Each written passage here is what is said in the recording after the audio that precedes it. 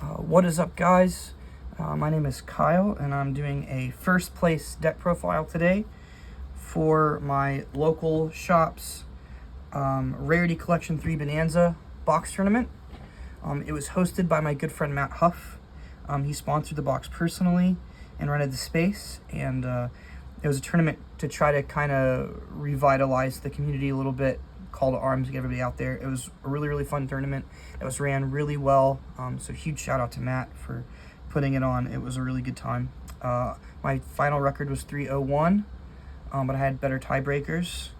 And with that, I'll get to the profile. I've been playing Mermails since 2013. It's the only advanced deck I really play. I mostly just play Edison, but this is my favorite deck of all time, so I had to dust off an advanced format to play today. So I played 4 copies of Neptibus. It's the best card in the deck. I played 3 copies of Dragoons. It is the next best card in the deck. 3 of the new Abyss Shrine. I've seen people play 2, but I feel really secure when I have it in my hand going for plays. The line, it just insulates all the lines, so I like 3. Don't think I'd cut it. 3 Shadow Squad. I've seen people play 2 of this, and I also do not like that. This feels like the best one to me, besides Prince. So I like that guy. Heavy Infantry, he's goated. I play 3 Abystius. It's the best classic Mermail, for sure. I play 1 copy of Megalo, and I suppose this warrants some explanation. Sometimes you have lines where you need to search a sea serpent or otherwise a discard outlet to get some of the pieces out of your hand to get your engine rolling. And Megalo fits that bill. I've seen a lot of lists that don't play it. I've seen some that play 2, some that play 1. I still like the 1 a lot. It definitely came up today where I needed to search it out to fix my hand and get the engine rolling. And I also use his effect to attack twice and kill someone, so that is always fun. I play 3 Pike to go with the big dumb idiot fish I play in my list as well. Sometimes this can be clunky, but I actually don't mind normal summoning it a lot of the time. Normal summoning it with Shadow Squad usually feels really good, actually. So I don't mind seeing it some of the time, but if you open multiples with other cards you want to normal summon, it can definitely be clunky. Gund, she's my favorite Mermail. I play 3 Minstrel. This was good all day. I ripped a lot of good cards. I activated it, and my opponent immediately scooped one game. So it was great all day. I opened it with Dragoons a bunch of times. Definitely loved it. This is a weird one too. I play 3 of the Ice Jade. In the same way that sometimes I want the Megalo to get things out of my hand to get the engine rolling, this serves a similar purpose. It's kind of like a slightly worse Abystius, which is one of the best extenders in the deck. So this only being slightly worse is still really good. It also puts up 2 bodies, which helps for link plays, and it does have a cool synchro line too. I don't know that 3 is necessarily the answer. I do side down on it a lot, but it was good today, and every time I saw it, it was nice. I have opened this with just Abyss Shrine and been really sad though. Flying Sea Cow, I ripped a lot of cards today. It was great. And I played the Coelacanth. I did open it a few times, and every time you open it, it does feel awful. But I did resolve it a couple times too, and it just does huge pushes. I love this guy. I don't think I would play the pure version without it, personally. I played the Mizuchi in the main, as well as the Triana. I saw a list where a guy cited the Mizuchi, and I think it's a really cool idea, and I kind of want to try it. But for now, I just hope to get lucky with dice rolls and go first every time, which I did. I was very lucky today, which is, I think, the bulk of my success. I play the Virtue Stream because I play the line. So that is the engine of the deck, plus some engine requirements. And then I played 10 tech cards in the form of 3 Nibiru, 3 Infinite Impermanence, and 3 Ash Blossom as hand traps, and then finally a Called by the Grave as my 10th tech card. I did not see literally any of these cards today. It did not matter. I did see, actually I saw an Imperm once. I drew it off of an Abyss Shrine on my opponent's turn, so it's dead. These cards did not matter really at all. I did see this twice, and it was good both times. Broken one of.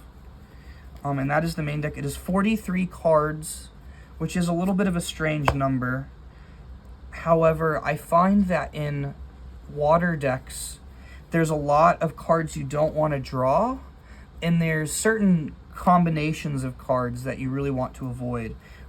Especially with like when you play hand traps, because if you draw a bunch of these cards and a bunch of these engine requirement cards, the deck kind of stops functioning, and you need a critical mass of waters to get anything done. So I really only ever want to see like 1 or 2 of these, just to soften the board up enough to push some plays through. If you open 6 water monsters, you can push through some boards a little bit. But if you open like 3 of these and no starter, you're still kind of on a sinking ship. No pun intended. I may consider cutting the Ice Jade to maybe 1 or 2 and playing 41 and seeing what that ratio feels like. I'm not sure. But other than that, the main deck was really solid today. Besides, like, I'm not really seeing the hand traps. Nib wouldn't have mattered anyway. None of my opponents really cared about Nib. For the extra deck, I played 2 Sharks, 2 Toads. You make them. Sometimes you make them both every game. I played 1 Dweller. I made it twice, and it was really good both times I made it. I played the Virtue Dragon, La Virtue Dragon. He searches the trap card. It's an engine requirement, and you link it off. He's great. This is a little strange, I suppose, but I play 2 copies of Gaios.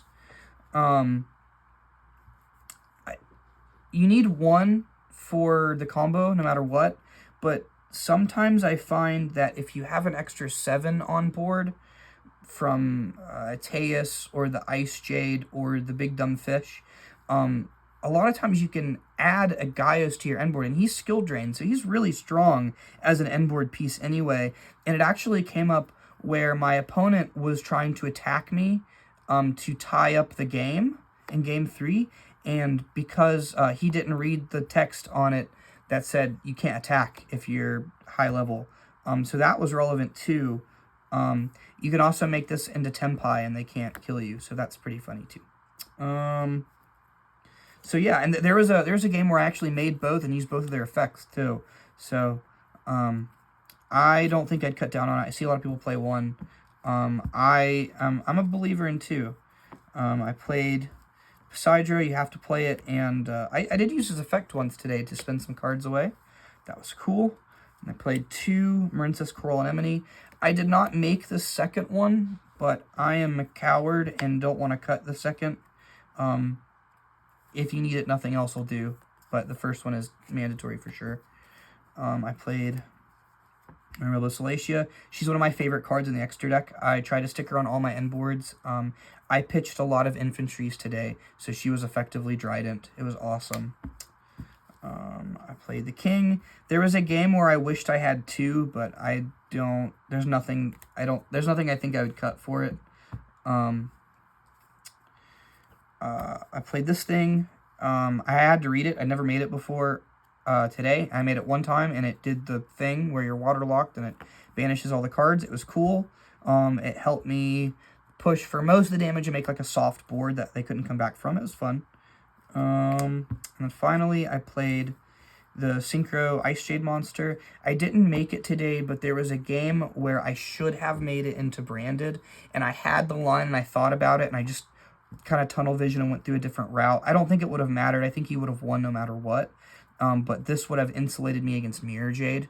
after I cleared it. So it might have made a difference. I'm not sure. I think we were so down on time, it was better for me to scoop no matter what, even if that game was winnable. This card seems fairly cuttable. I used to play Trishula, but it felt a little win more, so I decided to play the Lavirtue Stream stuff instead of that. For my side deck, I played a bunch of sweepers, 3 evenly, 3 dark ruler, 2 storm. Anytime I went second, I pretty much brought all of these in no matter what. Pretty much no questions asked. If I went second, I brought them all in. I played a cross-out package with Droll and Shifter. I did get Shifted today without seeing the cross-out, and I lost that game. But I did get to cross out a Droll, which was awesome. I definitely loved doing that, and it insulated me and won the game. So that was really cool. This does kind of feel a little clunky. And if I had the new hand traps, I would probably play them to help with coverage for this. But I mostly play Edison, so I don't own those cards. I played this for back row decks. I did side it in against the branded player to try and force out a back row, but I didn't see it and it didn't matter. And finally, I played 1 copy of Ghost Sister and Spooky Dogwood. Sometimes you need an extra target to search off of your Abyss Pike, and this is searchable, so that gives you an extra body in your deck. So that was the profile. It was, once again, it was a really great tournament. I had a really good time. Lots of awesome people. I want to shout out again Matt Huff for putting this on, and Dragon's Den for letting us rent the space and host. Everybody played really, really well. I did not have a single easy game. I did have that one tie, and I tied with the branded player, who is my friend Nate. He's very, very talented. Finally, shout out to Team Prime House. You know, Nate, Charles, John, Wes, RJ, Joe, all those dudes are so talented and so good, and definitely always make locals hard. And I get to play with those guys a lot, so I feel really lucky. They were there representing. Some of them were there representing, so it was a really fun time. So thank you very much. I hope you enjoyed it. If you have any questions, post it in the comments. Thank you.